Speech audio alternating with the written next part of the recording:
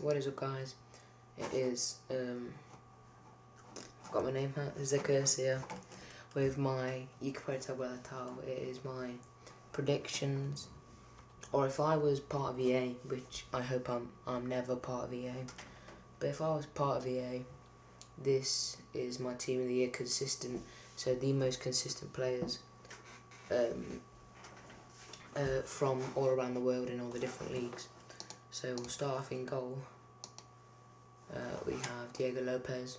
You can probably see I've upgraded a lot of his stats. I think he's been a solid goalkeeper really when he was at Seville, and when he's recently joined Real Madrid, he sort of pushed Casillas out. And you know, I think he's a world-class goalkeeper and deserves to be in there because he's pretty consistent. And the first centre back, we all know about this guy, Vincent Kompany.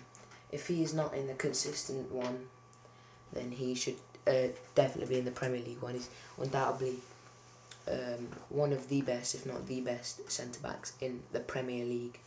And I've upgraded his stats quite a bit because I believe he's played extremely consistent by picking up and in form and just being solid. And when he was out injured, City just didn't know what to do without him. On to my second centre back, it is Thiago Silva. I don't really watch the French league a lot, but from what I've seen in the French league and the way he performed against Barcelona, if he played like that during the whole season, then he should definitely get a consistent team in the season card. I think his standing tackle and his slide tackle are absolutely outstanding. He's just a top quality centre back, and definitely up there with Vincent Kompany. The second one is Laurent Koscielny. You might be a bit surprised with that, but if you keep watch, I don't watch Premier League football. I watch it on Match of the Day really, because you know I'm out nearly every Saturday watching my team, Nottingham Forest.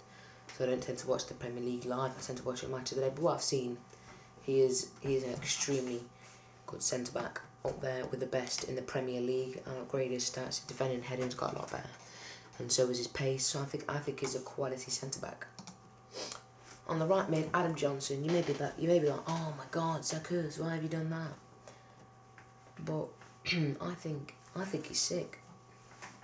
I'm not sure if I'm dreaming about this, but I'm sure he snuck one against Joe Hart in the near post, smashed it near post, too hot for Joe Hart to handle. I'm sure.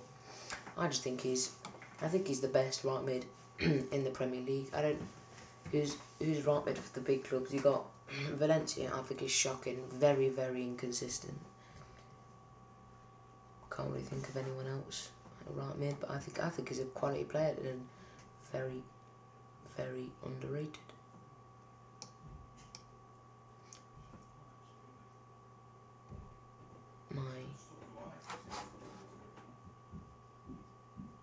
I was just waiting because my parents were talking. So my next centre mid, I think is Pirlo.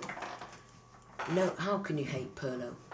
There's just no way you can hate Pirlo. I think he's one of the best centre mids ever in real life ever.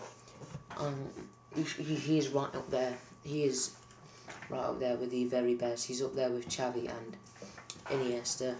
As you can see, I've upgraded his stats. So he, 99 passing, 89 dribbling, 81 shot. I've upgraded his pace a little bit because I think he's fairly good. Hamsik, I think he's got some prospects. I'll tell you that now. Hamsik has got prospect. I think is it 2 informs he's picked up already? Is it 2 informs? Yeah, I think it's 2 informs Hamsik has picked up. And how old is he? What 25 is he? 26. But I think he's a top quality centre mid. Yeah, I haven't really seen him much in real life. I don't really watch the Serie A, but I think he's a good player from what I've seen of him. The next one is Giovinco. The reason I put him here because I don't want to put CR7 Cristiano Ronaldo in him because yeah, he is consistent, but I didn't put any of the big names in here. He has been very consistent, but I just thought I'd put Giovinco in here. I've never really seen him play, So I don't know why I put him in there. I don't think Nani's not consistent. You know, I didn't really know who to put in there. So moving on to my centre forward is Balotelli. I think he's young, into his what? 23. He's got a good future ahead of him. Balotelli has. Very strong. Got good shot power. He's got good free kicks, but he doesn't take them anymore. You know, because there's other free kick takers around him. But I think he's one of the best centre forwards in the Serie A since he's moved. And up top, I have Michu. Now, come on, if you watch the Premier League, you would say Michu has been one of the best, if not the best, strikers in the Premier League. He is amazing. I can't remember, what was it, 1.7 mil? Swansea picked him up. That must be the best buy ever. He is so good. I put his heading up to 90, and I haven't really upgraded much of his other stats because I think he's amazing. He'd do well at any club. He'd be one of the star strikers at any club at all. And next we have Van Persie. You know, even though he hasn't had it in form, which it blows me. I don't know. I don't understand how he has not gotten in form yet. To be honest, he's been extremely consistent. I know he hasn't scored in I don't know how long, but his free kicks are mental. Oh my God, Zacchaeus hasn't even scored. He hasn't scored many free kicks, but his free kicks are so good. I could go on for a while about Van Persie. I think I'm moving on to the subs bench, which Nathan Dyer. Yeah, he's performed well this season. I think his picture sort of freaks me out a bit, but I think he's performed well this season for Swansea, teaming up with Michu and all the quality players that he's got him at Swansea around him. Good pace and good dribbling. That's the only thing I've really upgraded with him, because that, you know, that's it.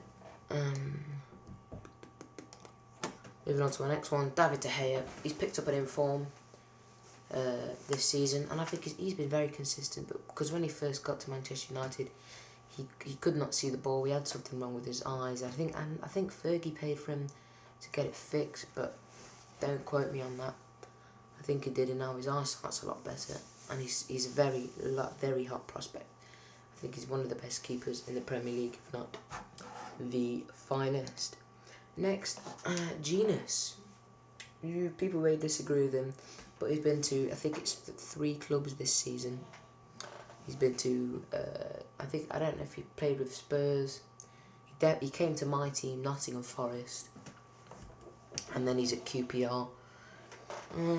He's been very consistent. If you look at his normal card, he's got very good all-round stats, all in the 70s, and I think he's got 69 heading and everything else in the 70s.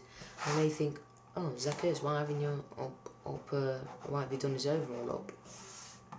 And it's because I can't, I could, but because of silver, he won't go to a gold, will he? If you notice that with informs in team of the seasons and man of the matches or whatever, he don't go up to a gold. So I've kept him at silver. He's got very, very consistent all-round stats on his card, and I think he's been very consistent throughout the year. Moving on to my next one, who is Shinji Kagawa, or Kagawa, whatever you say. I should have changed his position. I don't think he really plays cam anymore, but he picked up an inform in the Premier League. I think he scored one and set 1 or scored 2 or something like that. I can't remember, but I think he's quality. You know, I think he's good, and he's fairly young. 26, I don't know, no, that's not really young, but he's not old. Put it that way, he's not old, and I think he's a quality. I think he's very, very underrated in real life. Moving on to my next, Di Natale.